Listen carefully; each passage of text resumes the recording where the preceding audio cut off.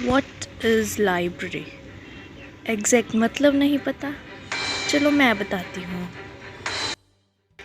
उससे पहले make sure that you have subscribe our channel.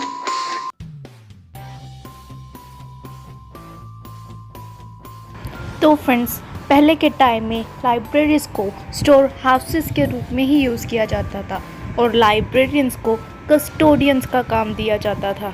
Libraries में जितनी भी बुक्स रखी जाती थी वो सिर्फ स्टोर और प्रिजर्वेशन के लिए ही रखी जाती थी, उसको यूज़ करने को नहीं दिया जाता था।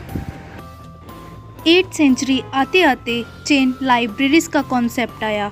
उसमें क्लोज एक्सेस प्रोवाइड किया जाता था और इशू रिटर्न का कोई नामो निशान नहीं था।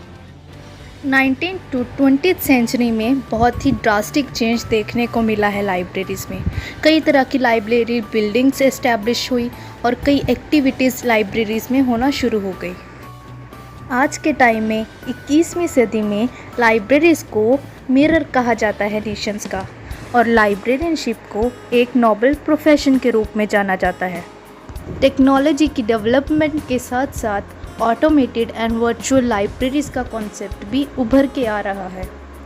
लाइब्रेरीज़ में जितना भी रिसोर्स अवेलेबल है वो सब लाइब्रेरी के यूज़र्स के यूज़ के लिए है, और इसके अलावा काफ़ी सारी डेवलपमेंट्स आज के टाइम में देखने को मिल रही हैं। एटिमोलॉजी एंड डेफिनेशंस के बारे में भी जान लेते हैं। तो ODLIS, जिसको हम online dictionary of library and information science के रूप में जानते हैं, उन्होंने बताया है कि लाइब्रेरी शब्द लैटिन भाषा लिबर से आया है, जिसका मतलब बुक होता है। ग्रीक और रोमन्स भाषा में लाइब्रेरी की जगह पे हम बिब्लियोथीका शब्द का भी यूज़ करते हैं। किसी जगह पे रखे बुक्स के कलेक्शन को, print and non print material को जब ऑर्गेनाइज और मेंटेन किया जाता है यूज़ के लिए, उसको लाइब्रेरी कहा जाता है। ऑक्सफोर्ड लर्नर्स डिक्शनरी के हिसाब से जब बिल्डिंग में बुक्स, न्यूज़पेपर जैसी चीज़ें और कभी कभी फिल्म, रिकॉर्डेड म्यूज़िक जैसी चीज़ों को रखा जाता है कि लोग उसको पढ़ सकें और बोरो भी कर सकें, उसको लाइब्रेरी कहा गया है।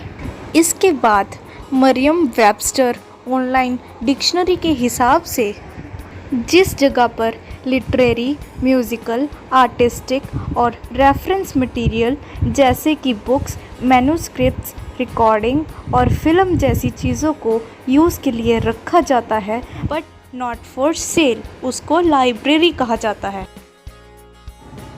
क्यों ना अब लाइब्रेरीज़ की नीड्स एंड इम्पोर्टेंस भी जान लें। लाइब्रेरी एंड सोसाइटी एक दूसरे के साथ इंटरलिंक एंड इंटरडिपेंडेंट हैं।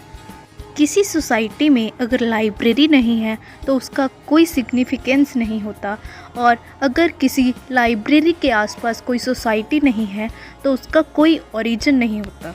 इस चीज़ को हम ये भी समझ सकते हैं कि अगर सोसाइटी में लाइब्रेरी नहीं होती तो उसका डेवलपमेंट ग्रोथ इतना अच्छा नहीं होता, और अगर लाइब्रेरी है पर सोसाइटी नहीं तो लाइब्रेरी को यूज़ कौन करेगा।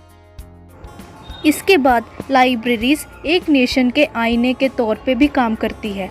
इसमें ये भी कहा जा सकता है कि अगर किसी व्यक्ति को किसी नेशन के बारे में जानना है तो वो उसकी नेशनल लाइब्रेरी और उसमें पड़ी कलेक्शन को देख ले। लाइब्रेरीज़ किसी नेशन की social, political, economic and cultural development में भी काम करता है। लाइब्रेरीज़ स्टूडेंट्स को, रिसर्चर्स को, बिजनेसमैन्स को, पॉलिसी मेकर्स को और कई सारे लोगों को उनके गोल्स अचीव करने में मदद करती है। Last but not the least, libraries cultural, formal and self education को प्रिजर्वेशन एंड एडवांसमेंट प्रोवाइड करती है। इसके साथ साथ ये फ्री टाइम को अच्छे से यूटिलाइज करने में भी मदद करती हैं। Library, the source of all imagination. What'll it be today, Bago? Today, I think I'm feeling high fantasy. Oh, I've got something you'll love. Thanks!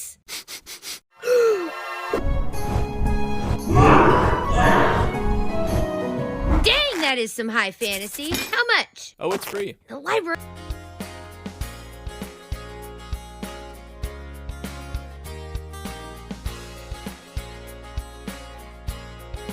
So guys, thanks for watching our video. अगर video पसंद आए तो like, share और subscribe ज़रूर करिएगा।